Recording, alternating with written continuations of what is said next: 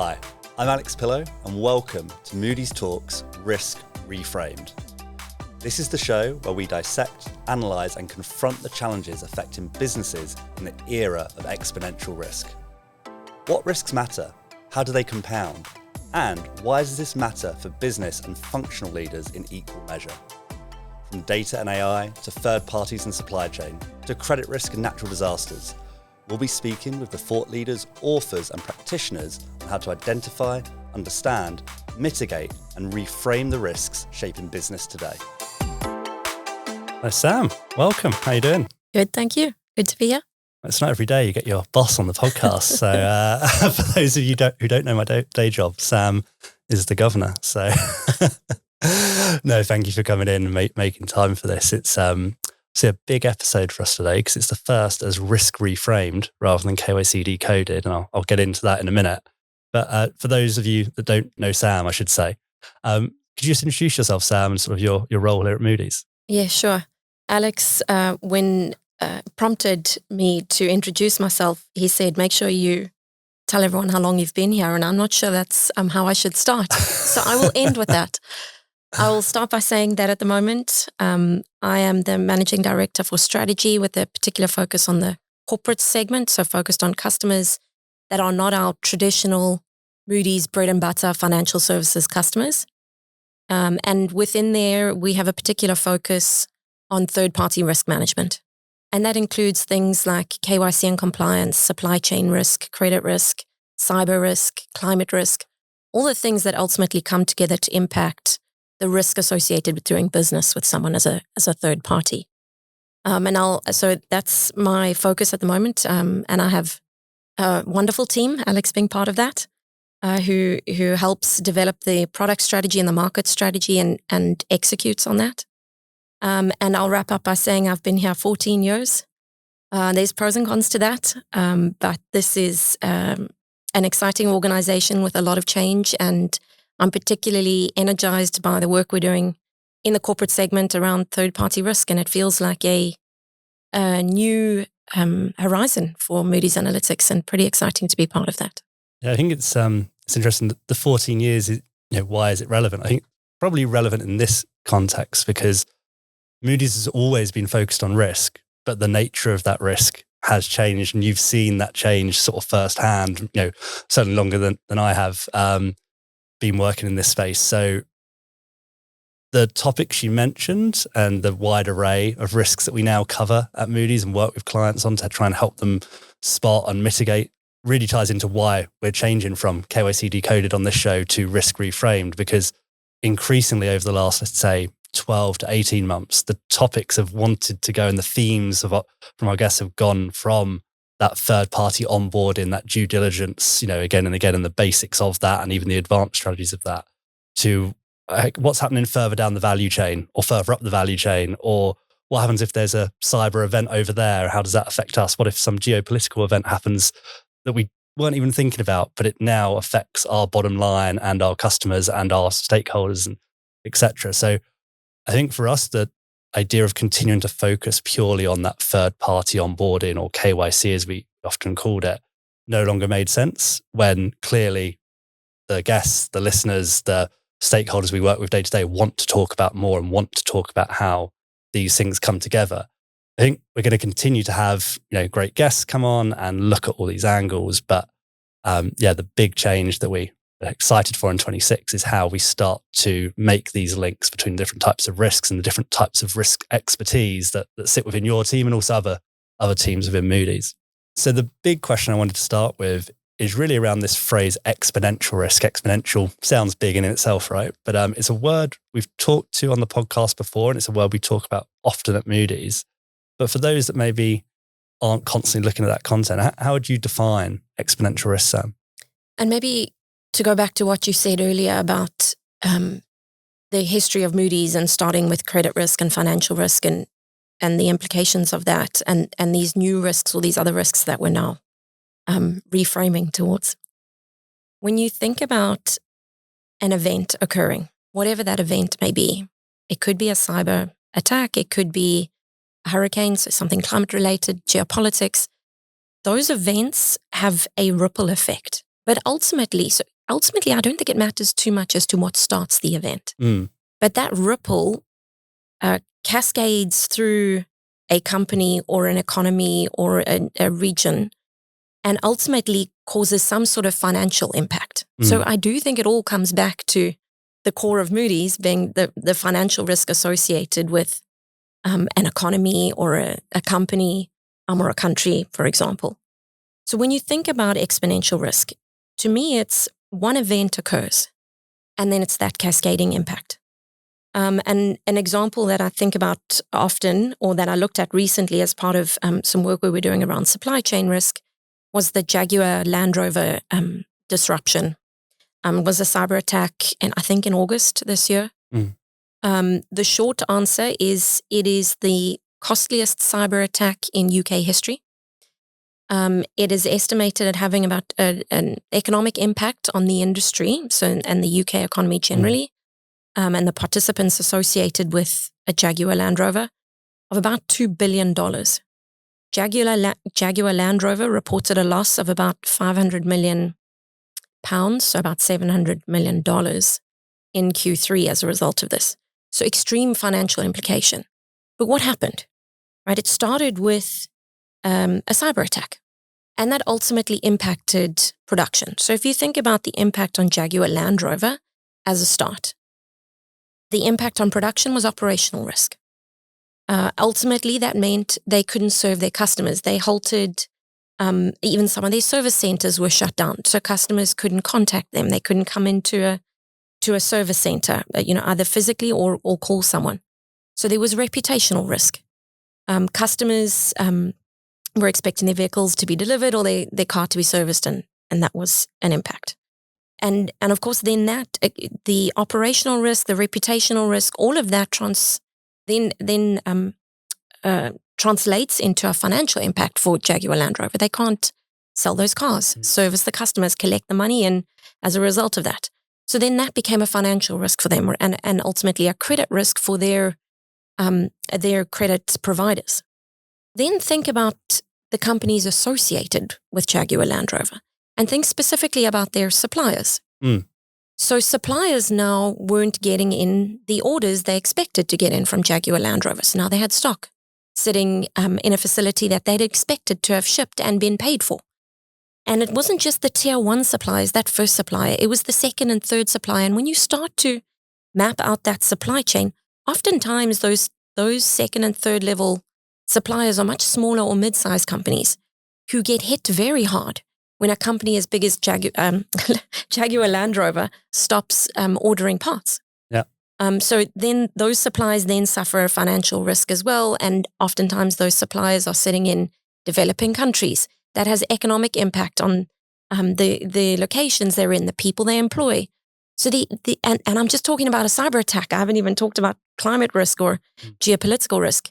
But the impact of just that one event on both the company that was directly hit, but the counterparties it interacts with, its third parties, its customers, its suppliers, for example, that's the cascading effect. That's the ripple effect. That's what I think of as exponential risk. And as I said, there's many things that could start as the initial event. It doesn't have to be cyber. It's a very similar story when you talk about geopolitical risk or economic risk and trade tensions or climate risk and the impact of a hurricane. But ultimately, they all have a very similar impact on the businesses in that ecosystem and ultimately then the people and the economies around it. Yeah, I think that's such a good point around that. It ends up with quite small businesses and potentially sort of sole traders to a certain extent on both sides, because you've talked about the supply side, but who are the people using the Land Rovers? And if they can't get it serviced, is it a farmer? Is it someone who's, moving heavy duty goods? Is it, maybe a public sector sort of service that needs that level of vehicle to do what they need to do to serve the public? And both sides of the equation get impacted, and then it ripples up to government. And obviously we work really closely with our government colleagues at Moody's, where they'd be looking at that and going, okay, well, sad that a company's been affected or multiple companies, but what's the overall net impact on our, as you said, economy? And then what does that mean we can't fund? So it's, as you say, that one stone in the proverbial pond, creating the ripple and hitting everything. You mentioned cyber as a example, and as you said, there are other types of risks that could cause a ripple. Is it fair to say that there are certain trends going on that mean there are more potential stones to throw, or the stones are landing more often to cause those ripples? I know we often talk about deep currents at Moody's, the idea that there are some things that are just happening and then a lot of things come off of that. But with cyber, I naturally go to sort of, well, we've digitized everything as a deep current, or we are in the process of digitizing everything, it seems like, as an economy. Therefore, there's more points of attack for cyber. But equally, there's other things going on as well that might make other potential risk triggers more frequent. Is there anything you observe there? I think at the heart of it, it's probably just our globalization trend over the last 50 to 100 years. I think people, economies, companies are so much more connected than they ever used to be. And that connection is global, right? It's very seldom localized anymore. And so I think regardless of the event, I think when it happens, it's just, the impact is so much broader. And then we could talk about weather. And there's a ton of research around this, and how much more often those weather events are occurring. So I think there's certainly that. But again, the impact is far-reaching because of the way people, economies, companies, governments are so much more connected. I'm sure cyber attacks are up. I think Moody's talks about. I was reading one of our research articles. That year-on-year cyber attacks are going up roughly 20% every year, the number of incidents. That's one of the data points in our database, is tracking all of these cyber events. So yes, I think they are occurring more often, but I think the impact is more significant because of globalization and our interdependencies. Yeah, it's that sort of chain reaction, right? And I think we've done a lot of work the last few years around, you have relational databases, and this is a little bit technical for some folks perhaps, but you go from these relational databases to these sort of graph databases or knowledge graphs, and it feels like that is the world now, which means, again, that ripple becomes more powerful because it can hit more things more quickly. And if you can't see where it's going to go, you can't mitigate it, presumably. Which kind of brings me on to next big question, which is next big phrase, I should say, and we'll just dig into that phrase, integrated risk assessment. I say it quite a lot on this podcast because I'm trying to stay on brand. But again, what does integrated risk assessment sort of mean to you, and what's it instead of? So I think three things have happened or are occurring. I think one, this interconnectedness of risk that we've just talked about, exponential risk. Two, companies are recognizing it. I think they're seeing the impact of it. And more and more they're starting to think about how they address that. And then three, just the explosion of data technology. And of course, Gen AI in the last 2 years has supercharged that. But it started long before Gen AI. I mean, think about all the things we can do now with data, or things around data that are just table stakes. Things like the expectation around real-time data. That's just the norm now, that you have access to real-time data, and you need that in order to monitor, measure, manage these kind of events and the risks. Think about unstructured data that Gen AI is now helping us structure and connect and understand, from PDF documents through to social media, and the ability to bring all of those together. And then just think about big data as a theme that emerged 5 or 8 years ago, and companies that are addressing, are providing the capabilities to bring together knowledge graphs, as you describe. So I think those three things are happening. Risks are interconnected. Organizations are seeing that, feeling that, recognizing it.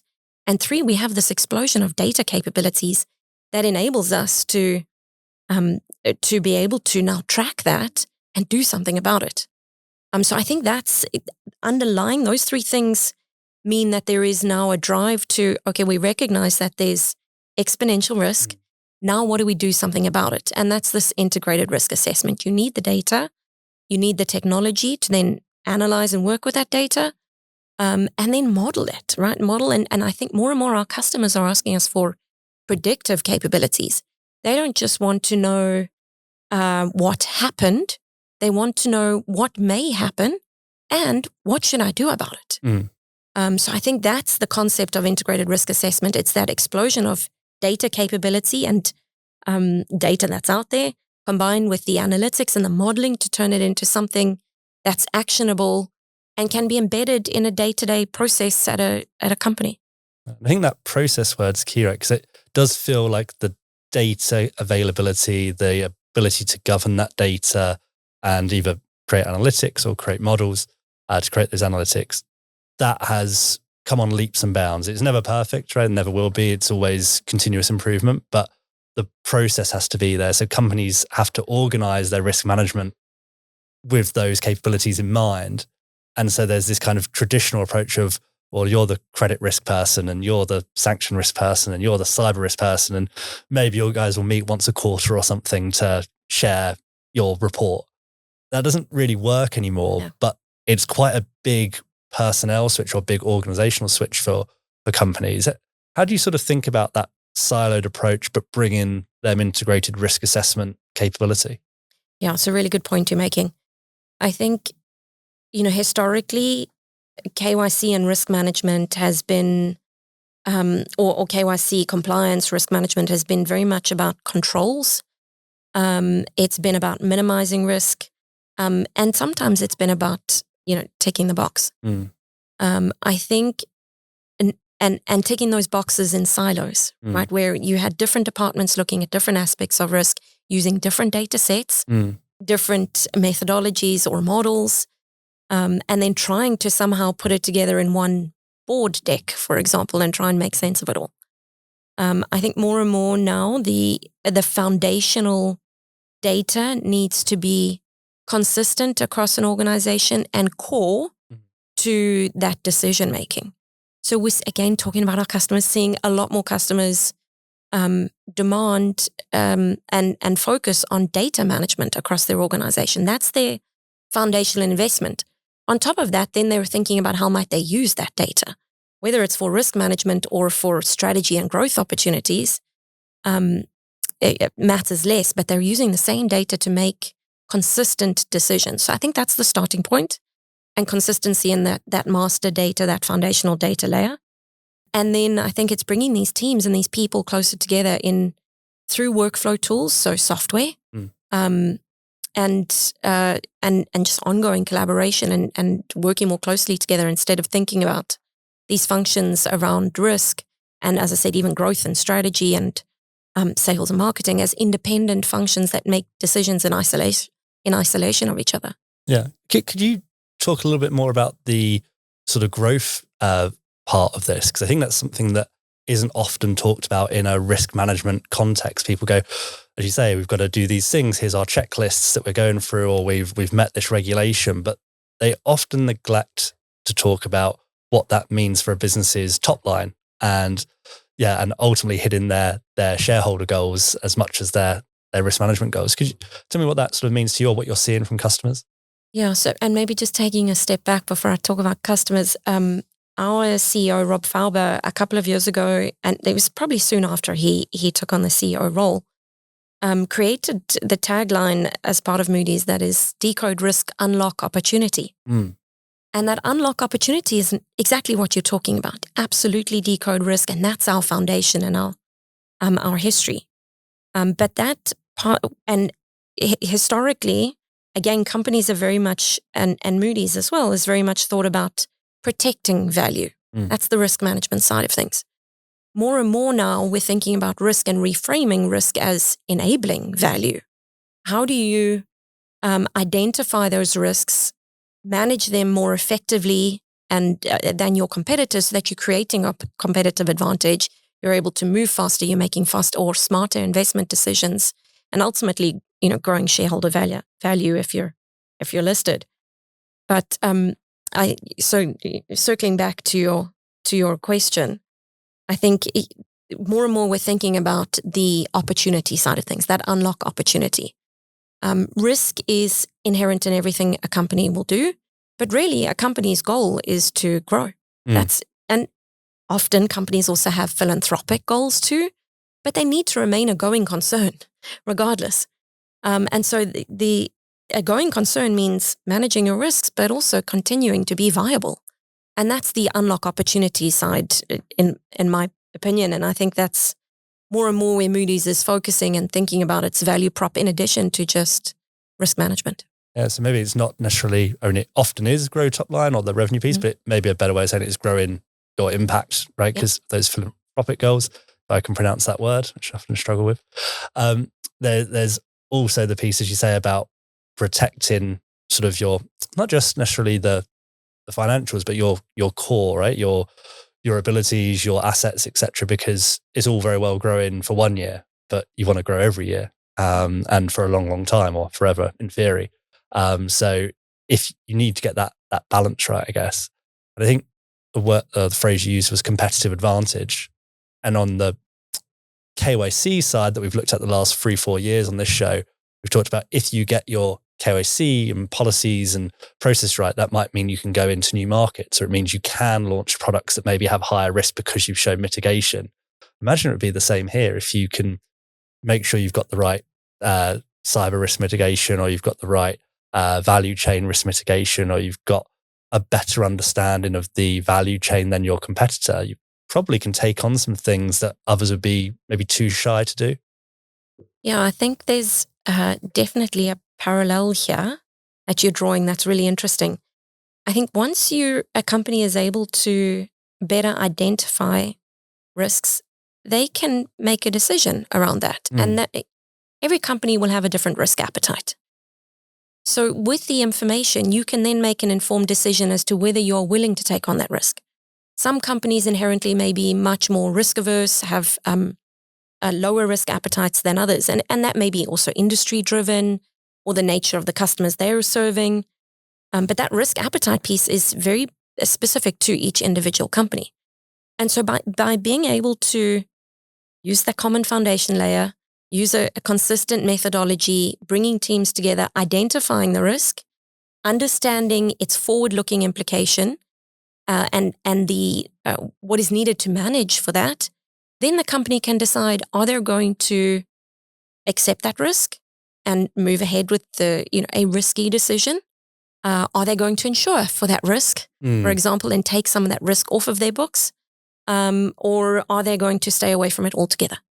So I think we enable those kind of strategic growth decisions by uncovering the nature of that risk, its financial impact, its complexity, and its downstream implications. We talked about connected and exponential risk earlier. Yeah, and I think you're starting to drive into sort of like the third area I want to talk about, which is really what is sort of Moody's view, because we have quite a privileged position, I guess, with the vast data estate we sit on. We can see things that any single company that was trying to manage this stuff themselves wouldn't necessarily see, right? Because you just have the ability to view it holistically. And I know we talk a lot here about data-driven decisions, risk decisions, as you're talking about, made with confidence or made with trust. And again, I just wonder how you react to those sort of buzzwords, because on their own, they don't mean a lot. But when you actually get into the context, it might kind of elicit some interesting points for listeners to sort of think about how they might apply that to their organizations. Yeah. Trust is at Moody's core. And, if you go on our website, it's all over the website. How do you build trust? Trust comes from credibility and accuracy, and relationships, of course, when you talk about the human side of trust. But credibility and accuracy is in the DNA of Moody's, right? That's our history. So I think that history has built a brand for us that's very well known and respected in the market for that credibility, that trust. And so I think that puts us that gives us a great vantage point when we talk, and great starting point when we talk to our customers. They respect the brand and they trust the brand. I think what is very interesting, or what is happening in the world around us now, is with the explosion of Gen AI, which is ultimately a probabilistic statistical model, which is not always accurate, right? It's statistical. The answer may be this, and we think it's sort of accurate 90% of the time. That's what it means when you talk about a statistical answer. is now more than ever that trust and that credibility and accuracy is even more important. And so and I think companies are grappling and our customers are grappling with this.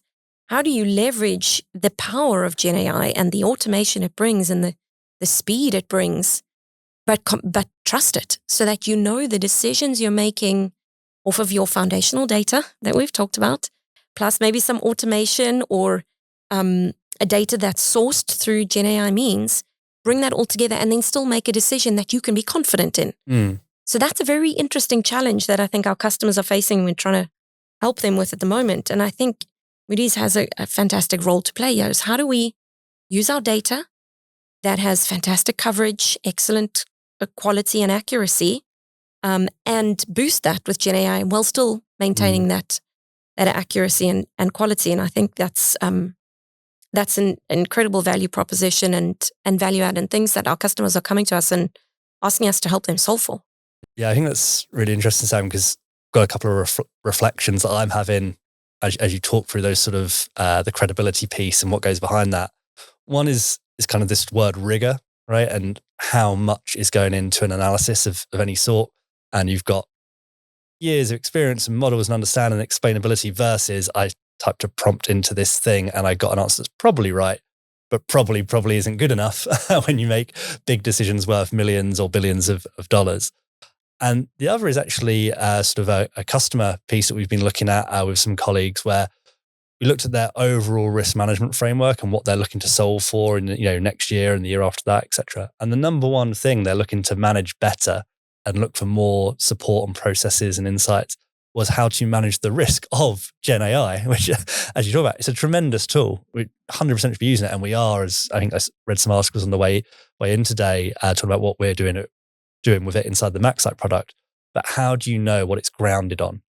And we've talked about this idea of grounding at Moody's quite a lot, of how do you open up that vast data estate for the rigorous AI models that can tell you where they got the insight, what they're calculating, what it's based on, who do you go to if you've got a question, etc., versus the idea of sort of, again, the opposite would be that black box approach of, well, I got the answer. I don't know really how it got to it, but it was convenient, so I did it. How we manage Gen AI risks themselves, I guess, it's not the next frontier because it's here already. But again, I wonder how you think about that from a Moody's perspective and tie it into that integrated risk and an exponential risk view. Yeah, and maybe this is harking back to the foundation or the beginnings of this podcast, but knowing who you're doing business with. One of our core offerings is something we refer to as entity verification. Verify and confirm who you're doing business with. And that might be for a variety of reasons. That may be regulatory driven, and you have to be certain that this company is not sanctioned and you are legally allowed to do business with them. But that entity verification, and you talked about grounding, I think given our database of companies, that's such an obvious place for us to start. Yeah. And so when you get a large language model that responds to you providing information on a company, well, the first thing you could do is, can we verify that with a factual database on companies? Well, yes, we can do that. Yeah. So I think that entity verification, knowing who you're doing business with, and then knowing some information about that company, whether it's basic firmographics or broader implications of their supply chain network or a history of their cyber attacks, or the locations they're in, and therefore their exposure to geopolitical risks or weather-related risks. So I think where we are well suited, as I said, is just knowing who you're doing business with, that you could overlay on top of a response from an LLM to say, yes, we fact-checked that. The LLM can respond and say, we fact-checked it with Moody's, verified by Moody's, is something that we're exploring at the moment. We, of course, also have a lot of information on people as well, and the same principle applies. Verify who you're doing business with. And I think adding that layer of verification to a Gen AI or an LLM-generated response is a very interesting opportunity for us to explore at Moody's. Absolutely. And I think what we're sort of circling around is a concept we've talked about a couple of times last year around master data management. And I know some of our colleagues will, their ears will prick up because it's their favorite thing. But if you can't get the data right, then the AI is kind of for now, right? You've got to have the data there for the AI to draw on, and if it's not, then it doesn't do a lot. So if you can get the master data management right, then you have the chance to work unified risk, integrated risk, exponential risk, whichever phrase you want to use. You can actually work in that domain at speed and try to keep pace with the world in its current form. I'm just thinking as we come to a close here, Sam, sort of what the takeaways for listeners should be if you're a risk professional, whether it be at a company like Jaguar Land Rover or Land Rover Jaguar, whichever way, you've got me confused now, or something smaller. What would you sort of go away with if you had to sort of try and boil it down to maybe 3 things? Yeah, and I think I'll try and pick up on some of the points you made earlier, Alex, as well. We know risks are interconnected. Garbage in, garbage out. So you need good foundational data that's accurate, verified, whichever term you want to use. So we know these. You need that foundational knowledge base or knowledge graph. You need an ability to monitor those risks at scale because they're all interconnected, which requires some powerful technology.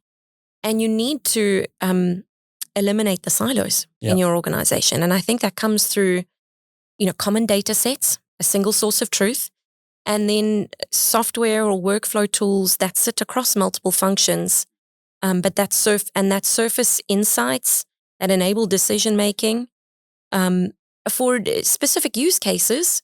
And of course, those will have some nuance and require different functionality, for example. But leveraging the same foundational data, reducing the silos or eliminating the silos where you can internally within your company, and having your functions come closer together, leveraging the same set of data, models, analytics, making consistent decisions about different things, but using consistent information. So I think that data foundation, the technology and the software, commonality, reducing the silos, and there was another point I was going to pick up on, which will come back to me. But I think those common elements. Those are the 3 I think make a lot of sense, whichever order you do them in, to be fair. Data governance, master data is king, software to make it possible to work with. And then that's only possible if you break down the silos and have, even if it's not a totally different org chart, but it's just a way of working, and you have these different risk teams actually sitting next to each other or meeting weekly rather than quarterly, like I gave the example at the start of the conversation, would go a long way to actually getting on the front foot when you've got all these exponential risks, rippling, to go back to that analogy, a way out there. That was the other thing I was going to touch on. I mean, the time is now. We talked about these events occurring more and more often and having much more impact than they ever had before. And the financial impact on economies, people, companies, etc., is devastating. And we can't insure for all of those risks. We don't insure. Insurers won't provide coverage against some of these risks, and certainly not full coverage. So the time is now. Like there's the implications are significant and far-reaching, and I think many of our customers are realizing that, and there's urgency to address it because it is becoming more and more impactful more often. So I think, again, to go back to what I talked about right at the top of the conversation, that's why we're excited this year about making this risk reframed, whether that's talking about insurable risk and corporate risk management, whether that's going to be talking about value chains or cyber risks or climate events and the ripple effects. We're going to bring on the best and brightest we have, and also from the wider ecosystem to talk about that. And thanks so much, Sam, for coming on to kick us off this year. You're welcome. It's been fun. It's been good to talk through some of these concepts out loud. We're buried in them day to day, but to take a step back and think about what we're doing and why is refreshing. Thank you.